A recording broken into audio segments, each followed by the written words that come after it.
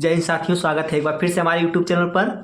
तो साथियों, आज हम आपको बताने वाले हैं मैथ के जो एनसीईआरटी की जो बुक है उस पर जो कटे सिलेबस हैं और जो हमको सिलेबस में जो चीज़ें पढ़नी है उन सब के बारे में आपको आज बताने वाले इस वीडियो में। ठीक है दोस्तों, तो इस वीडियो में जितना हम बताएंगे बस वही सिलेबस में आएगा, उसी के अकॉर्डिंग आएगा। और जब हम इसको पढ़ाएंगे मैथ को शुरू से लेके जितना भी सिलेबस ख़त्म करवाएंगे, बताया था जैसा हमने पहले वीडियो में, तो उसमें सभी हम टॉपिक वाइज सभी चीज़ों को हम बताते रहेंगे। ठीक है, तो देखते हैं उसमें कौन कौन सी चीज़ें कटी हैं, कौन कौन सी चीज़ें नहीं कटी हैं। ठीक है, तो सबसे पहला लेसन जो है संबंध और फलन। ठीक है, क्या है? संबंध और फलन। तो इसमें कितने लेसन हमको पढ़ने हैं? प्रश्नावली पढ़नी है। प्रश्नावली केवल 2 ही प्रश्नावली पढ़नी है। पहली प्रश्नावली है 1.2 और दूसरी प्रश्नावली है 1.1 और दूसरी क्या है 1.2 है।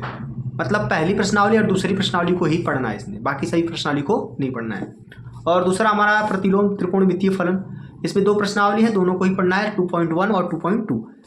ठीक है, इसमें दोनों को ही पढ़ना है। आव्यूह जो कि मैट्रिक्स 3 लेसन है, उसमें से हमको क्या क्या प्रश्नावली पढ़नी है? केवल 3 प्रश्नावली पढ़नी है, 3.1, 3.2 और 3.3। ठीक है, बाकी सभी को काट दिया गया है। और जो आव्यूह के गुणधर्म, आव्यूह वाले जो हैं उसमें कुछ गुणधर्म है, उन चीज़ों को काट दिया गया है। ठीक है, इसके बाद चौथा जो लेसन है हम लोगों का सारणिक डिटर्मिनेंट जिसको बोलते हैं। सारणिक में हमको पढ़ना है 4.1, 4.3, 4.4, 4.5, 4.6, यानी कि इतने लेसन्स को हमको पढ़ना है और इसमें से एक लेसन को हटा दिया गया है। ठीक है, जो कि सारणिक के गुणधर्म है, जो कि सबसे बड़ा लंबा टॉपिक था, उसको तो निकाल दिया गया है। ठीक है, सिलेबस थोड़ा छोटा कर दिया गया है। अगला जो है 5वां, सातत्य और अवकलनीयता।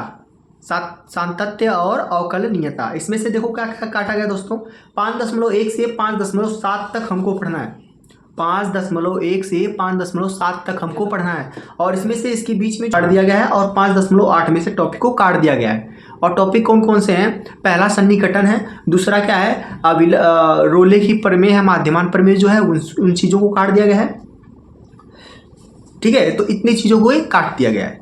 ठीक है, अगली चीज़ों को पढ़ते हैं। तो 6वां अवकलज के अनुप्रयोग। अवकलज के अनुप्रयोग, तो इसमें जो दोस्तों अभी हमने पीछे बताया था सन्निकटन, उसमें नहीं है। सन्निकटन जो है वो 6 वाली प्रश्नावली में जो अभी बताने जा रहे हैं। ठीक है, तो चलिए बढ़ते हैं आगे। 6.1, 6.2 और 6.5, यानी कि 3 प्रश्नावली पढ़नी है। 6.1, 6.2 और 6.5 को हमको पढ़नी है।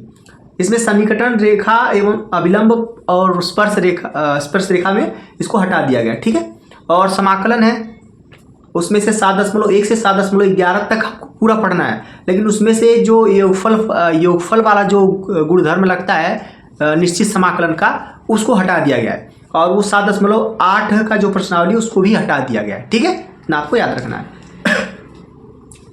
और जो हम लोगों को अगला लेसन जो हमारा है वो है समाकलनों का अनुप्रयोग। समाकलनों का जो अनुप्रयोग है वो 8.1 प्रश्नावली को ही पढ़ना है। 8.1 प्रश्नावली को ही पढ़ना है।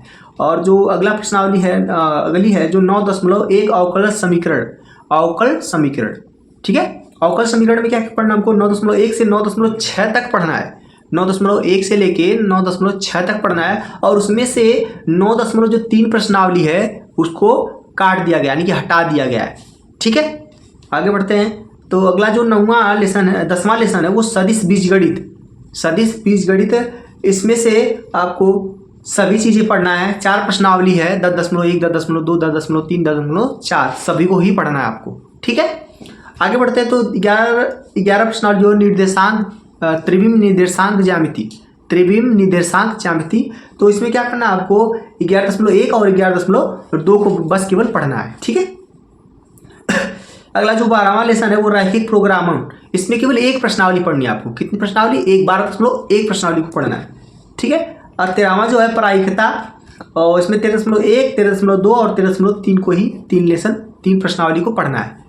तो इसमें जो इस वीडियो में हमने जितना इन चीज़ों के बारे में बताया, यही सब परीक्षा में बस आएंगे, इससे ज़्यादा कुछ नहीं आने वाला है। ठीक है, तो आपको बस इन्हीं चीज़ों को ध्यान से नोट कर लेना है और नोट करके बस इतनी ही चीज़ों को पढ़ना है। तो आप मैथ में अगर इतना चीज़ें अच्छे से तैयार करते हैं तो 100 आउट ऑफ 100 ला सकते हैं।